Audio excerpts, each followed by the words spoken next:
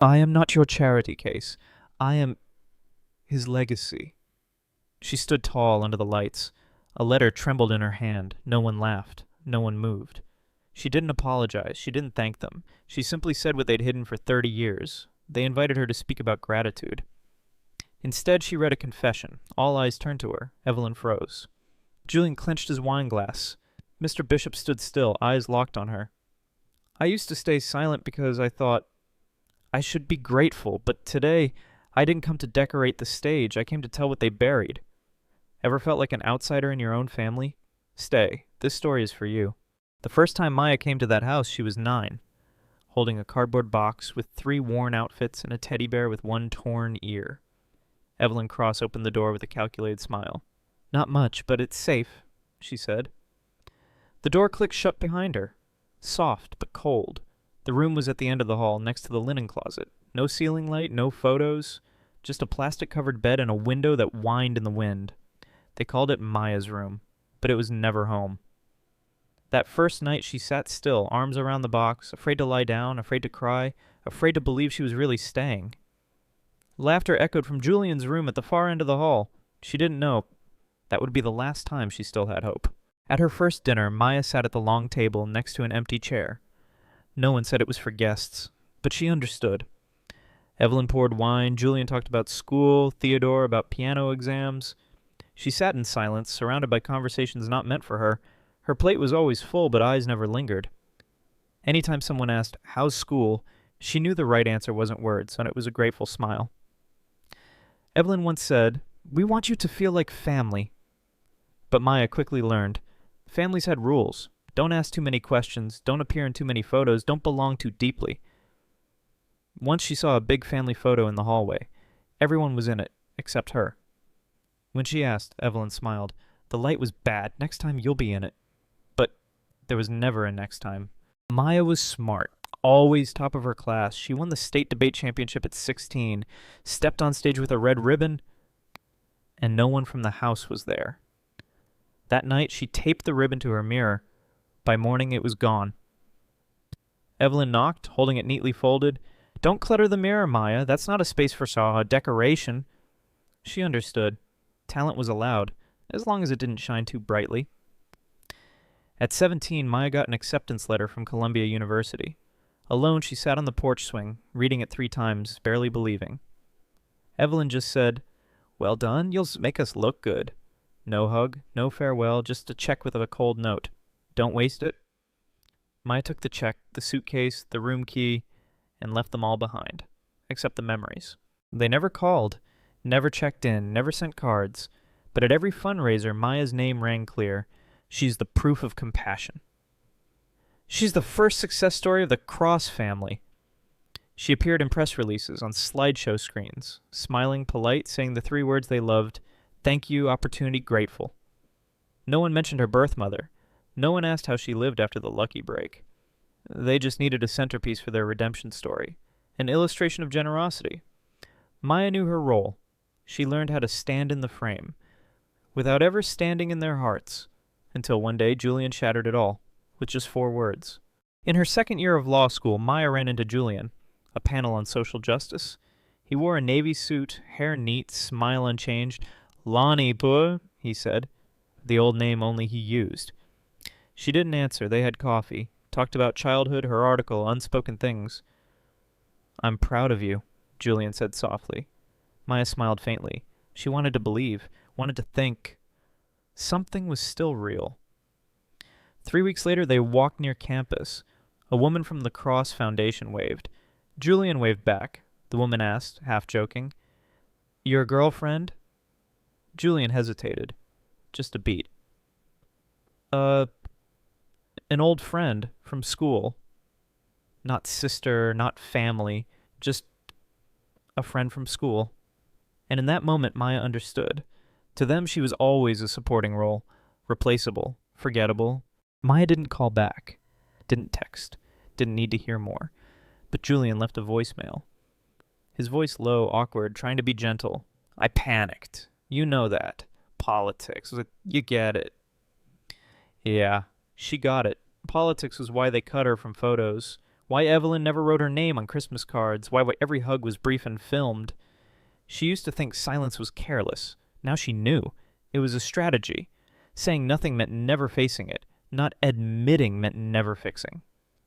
And Julian, he didn't say sorry for her. He said it so he could feel better. Maya deleted the message and buried the part of her that still wished he'd reach for her. The email came at midnight. Subject 60 years. Cross-family gala celebration. Maya almost deleted it, but paused. They wrote, "We are so proud of Maya Ellington, the first student of our foundation. We hope she will share a few words about gratitude, opportunity, and family." Family? She read it 3 times. Not a single word about blood. No daughter, sister, or part of us. Just achievement. A display piece. Maya shut her screen, thought she could sleep, but the next morning, she booked a flight to New York. Not to speak, not to give thanks, but to end the story. On her own terms. New York in October. Damp and cold, Maya stepped off the plane with a small bag and an unopened letter in her backpack. She didn't stop by the old house, didn't look for the school, no need to revisit what was already clear. She rented an Airbnb near the train station, nothing fancy, no nostalgia, just quiet enough to breathe. The next day she walked past the old school, where Thomas Cross once stood, hand on her shoulder, speaking into cameras. This young girl did his proof of kindness. Maya sat on the old stone bench where she had eaten lunch alone all of 7th grade. She watched children run past. Clean shoes, pressed uniforms. No one asked who she was. And for the first time, she felt light, because no one here had the power to rewrite her story anymore. The call came close to midnight. Unknown number, familiar voice. "Miss Maya?" She froze. "It's me, Bishop. I think you should come before they erase what's left." The next morning was foggy. The Cross house stood silent on the hill, peeling paint, rusted windows, moss at the base of white pillars. Bishop met her at the side door. Still wore the old hat, walked with a limp, eyes unchanged. No pity, just understanding. They walked past the living room, the kitchen, the hallway lined with silent memories. He stopped at Thomas's study. "He asked me to keep this," Bishop said, tapping a large frame. "A long-hung family photo. Julian, Evelyn, Theodore. In a space where Maya once stood behind the camera. This frame has 2 layers, he said, then slid one side gently. Click. Inside was a yellowed envelope, handwritten, "To Maya," in case I never get to say it. Maya's hand trembled as she held the envelope. The cursive faded in blue ink, worn by time, but her name was still clear. "He said it was only for you, no one else," Bishop whispered. Maya didn't open it there. She clutched it to her chest and walked out of the house that was no longer home. Past the rusted gate, through the cold lawn, no one saw her arrive. No cameras were left running. That night, by the window of her rented room, the city glowing beyond the fog glass, she opened the letter. The paper thick, the handwriting steady, the voice familiar. "Maya, if you're reading this, then I have failed. Once by silence, once by lacking courage. You are not the child we helped. You are my daughter." The words exploded in Maya's chest. No one speaking for him, no more hiding, only the truth. At last. "I didn't have the courage to claim you, not because you were wrong, but because I was afraid." Maya swallowed hard. Her fingers clenched the letter's edge, but her eyes stayed on the next line. "I let your mother walk away alone. I let Marion rewrite the story, and I signed it. I called you a student, an opportunity, an achievement, but never had the courage to call you daughter." She blinked.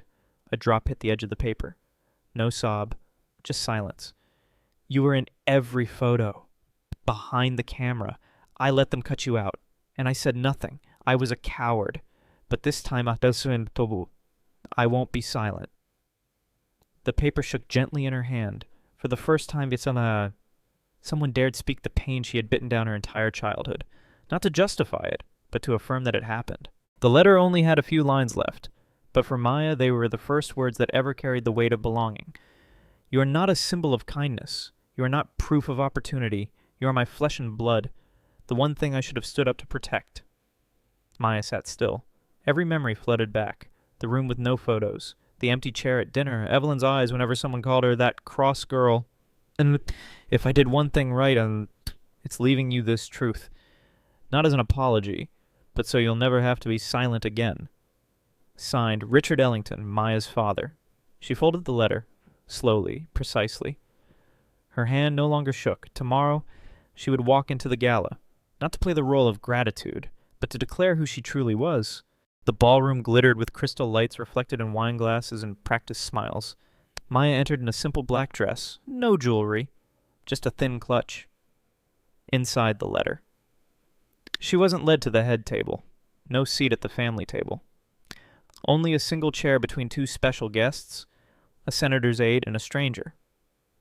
Evelyn glanced at her. No nod, no smile, just assessment. Julian chatted with the foundation director. He paused when he saw her, then looked away, pretending not to. No one asked if she was nervous. No one asked what she'd say, because in their minds, Maya Ellington was a talking trophy. She would stand, smile, and say something about opportunity. They didn't know she carried a truth heavier than all the chandeliers in the room. The jazz ensemble faded into silence. Lights dimmed. The MC stepped onto the stage, microphone in hand, wearing a rehearsed smile. Ladies and gentlemen, to close an inspiring evening, please welcome a very special guest. Our first scholar, the pride of the Cross Foundation, Miss Maya Ellington. Applause, polite, even, measured. Maya stood, unhurried, no smile, the clutch still in hand. Evelyn watched, face frozen like marble. Julian tilted his head but avoided her eyes. She climbed the steps. Each footstep echoed on the polished marble, not to give thanks, not to represent, not to show gratitude, but to reclaim the name denied in this very room. Maya stood behind the wooden podium. The light shone directly into her eyes. She didn't shield them, didn't squint. Thank you for inviting me. Her voice was steady. The room fell silent, waiting for the familiar words, gratitude, journey, opportunity. But Maya didn't read a speech. She opened her bag, took out the letter, folded in thirds, the crease still visible. I found this last week. Evelyn's eyes widened. Julian straightened. Someone at the front table dropped their spoon, a sharp clink. A handwritten letter, addressed to me from Richard Ellington. Silence. The whole room held its breath. He didn't call me student. Didn't call me a symbol. He used a word I had never once heard from him. Maya opened the letter and read, My daughter. Maya read each line. No stumbles, no pauses. Her voice didn't need volume, because the room was already breathless. You are not a child who was saved.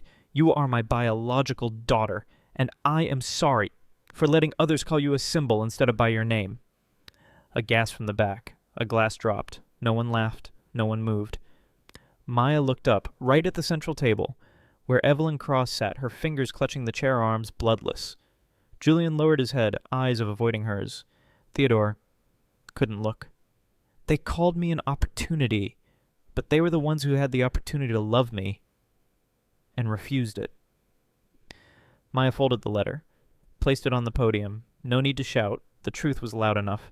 She stood tall, both hands on the podium. No letter now, only her voice, her own. I'm not reading this to get revenge. I'm reading for the kids like me growing up in nameless rooms called opportunity but never called family. Maya looked across each face, the donors, the alumni, the people who once applauded a beautiful story. That wasn't true. I was taught to be grateful, to bow, to be silent, to deserve kindness. She breathed, slow and firm. But tonight I'm not asking for permission to speak. I'm declaring, I am Maya Ellington, daughter of Richard, not a symbol, not a product, but the rightful heir to this truth. Maya stepped back from the podium, unhurried, no bow, no applause.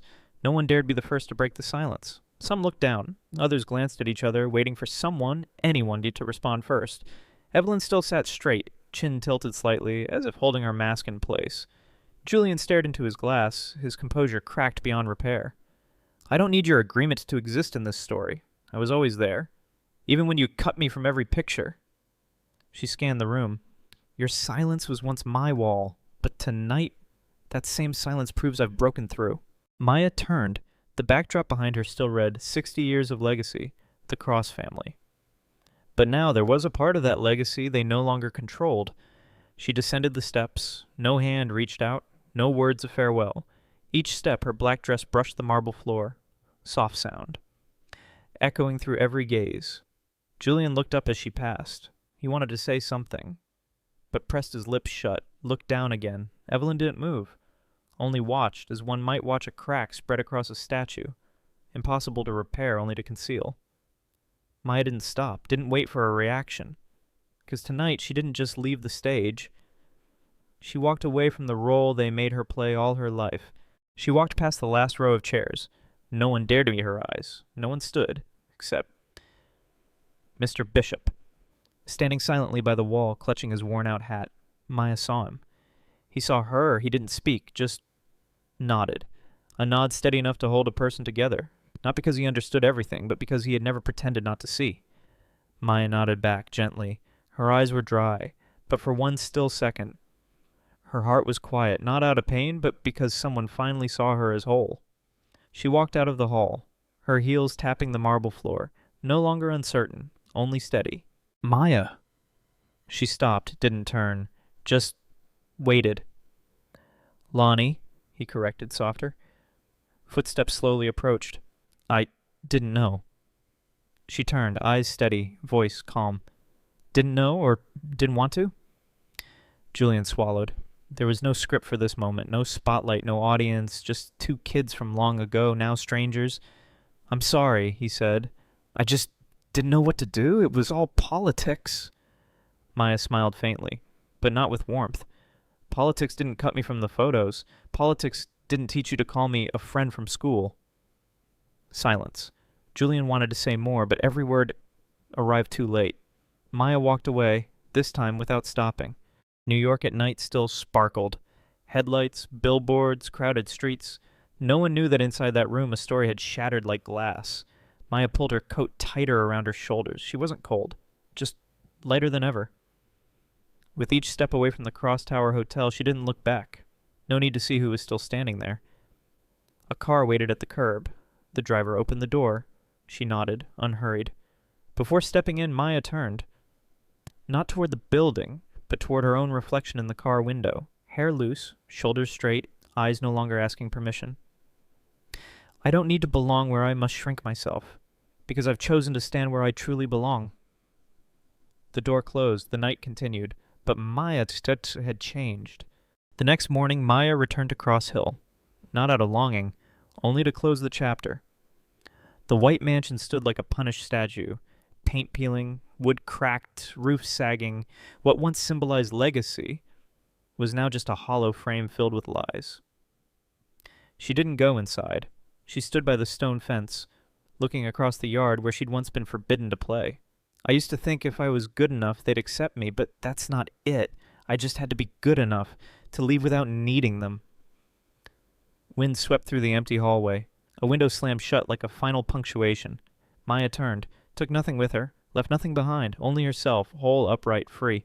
No one at the gala mentioned Maya's mother.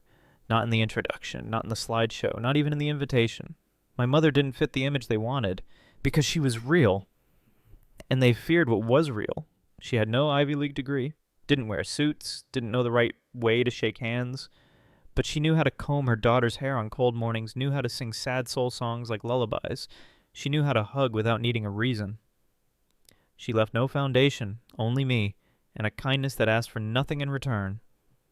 Maya sat alone in a small cafe in Brooklyn, placed a notebook on the table, and wrote the first line. For my mother. The first to call me daughter, without needing anyone's permission. The second page turned. No title, no voice of others, only Maya's. She didn't write for revenge, not for justification, not to open dialogue with his family. I write because I was once written out of every true story. And this time I will write it from my own center. She started with the nameless room, the mirror that wasn't allowed a ribbon, the cropped photo, the introduction, our first student. Then she wrote what no one ever said. Silence can kill a child, but it can also become the reason they search for their voice. Maya closed the notebook. For the first time, she didn't feel the need for anyone's approval, because this time the story was hers, and hers alone. The phone rang while she was rinsing a mug. Unknown number, deep, polite voice. Miss Ellington, I'm calling from Voiceline Media. We heard about your speech at the Cross Gala. We'd like to invite you to share your story. All of it. She dried her hands, paused. You would have full editorial control, the story in your words. And there are millions who need to hear it. Maya didn't answer right away, not because she feared speaking, but because she had to be sure. Was she speaking for herself or for them? She sat down, looked at the small notebook. If I tell it, it has to be the truth, not scandal, not pity, but a story of a forgotten child. She raised her head. I'll tell it, but not to let anyone turn it into a movie. I'll tell it so that those who've been invisible know they still have a voice. The camera clicked on. The lights weren't too harsh. The interviewer sat across from her, quiet, waiting. Maya looked into the lens. No script, no props. I'm not here to prove anything anymore, because I've tried. And they still chose not to see. They asked, where did it all begin? She breathed slowly, smiled. In a room with no name, with a mirror that never held a ribbon, with a photo I was cut out of. She paused, then said softly, I used to believe that if I worked hard enough, they'd accept me. But now I know I don't need to be chosen. I've always been me, and that is enough. Do you forgive them? The interviewer asked. Not pushing, just curious. Maya paused. This time, no quick answer. She remembered Evelyn whispering, gratitude is a virtue. Remembered Julian calling her a friend from school. Remembered all the thank you letters she was forced to write to people who never even said her name right. She looked up straight into the camera. Forgiveness is not something I owe anyone. And it's not something they have the right to ask for. I don't live in bitterness, but I won't erase what broke me either. A beat of silence. Then she smiled, calm. I don't forgive them. I've just moved so far beyond them, it's no longer necessary. Do you want to go back? The question came gently, as if harmless, but it struck a scar deeper than any sadness. Maya tilted her head. No emotion in her chest. She thought of the long dining table where she once sat at the edge, the guest chair, the hugs because there was a camera, the congratulatory letter that never came. She replied, soft as wind through a window, I didn't leave somewhere to be invited back. I walked out so I'd never need to return. Family's not a place where you must shrink to fit. Family is where you're allowed to grow, and still keep your name. She looked up, and in that place, I never had a single day of family. I used to hear them call me lucky. Maya's voice echoed evenly in the recording room. No anger, sir, no mockery, just clarity like morning light. Lucky to be chosen, lucky to get a chance, lucky that someone good stepped in. She paused, took a deep breath, then spoke slowly. No one called me smart when I won the debate championship. No one called me resilient when I worked 3 jobs and cared for myself. They just said I was lucky. But the truth is, I wasn't lucky. I was silenced, erased, edited, and I survived. She looked into the camera. My name is Maya Ellington, and I'm not proof of someone else's kindness. I am proof of myself. That letter didn't change them, Maya said, eyes still focused on the lens.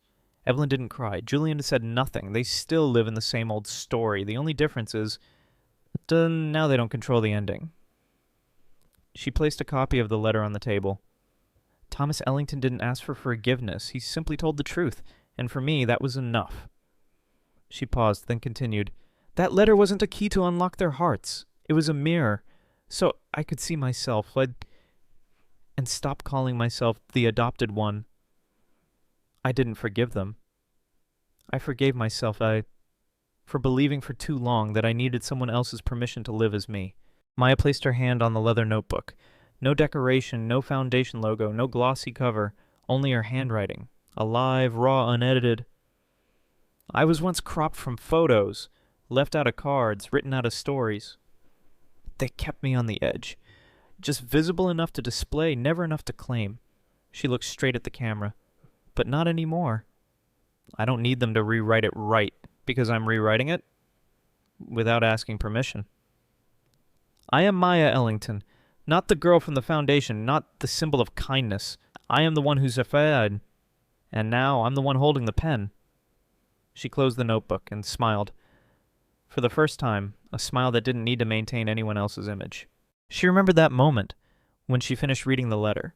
When truth hit the marble floor like shattered crystal, when no one knew what to do with courage, no applause, no I'm sorry, just eyes turning away, wine glasses quietly lowered. Maya stepped off the Zimmer as the room sank into an uneasy silence, not because she was wrong, but because they could no longer hide. A while later, someone clapped. Polite, Alona, late. Now, that applause wasn't for me, she recalled, but for the false sense of safety they were clinging to. And I didn't need their applause, I just needed to say it. And I did. Maya was nearly out of the gala hall when Evelyn stood. Didn't say her name, didn't ask her to stay, just blocked her path, as if still entitled to stop her.